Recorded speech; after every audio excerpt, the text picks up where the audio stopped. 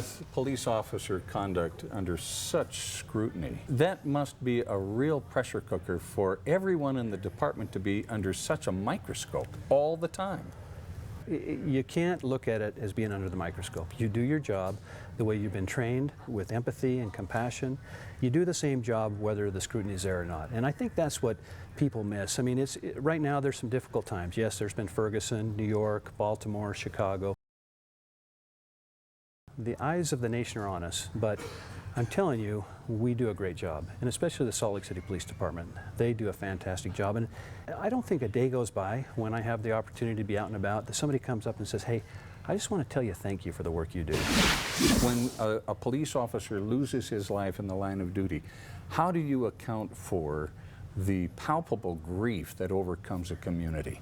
I think people, and you saw this in the Doug Barney situation and his funeral, and the motorcade that went up through Mill Creek and Holiday and all the way down to Orem where he was, where the interment was. But you saw thousands of people and kids come out to show their respect for Doug Barney and the service. But really, I think it was more of a respect for law enforcement. In fact, we were down talking with one of the officers that had come in here from New York.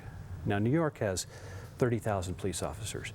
And when they have a funeral or they lose an officer, they come out in force, their officers do, and really just kind of line the streets and show their love and gratitude for their fellow officer that has passed away. But the officer said to us, he says, I cannot believe the strength and the commitment and the backing you have from your community. It's not like that back in New York.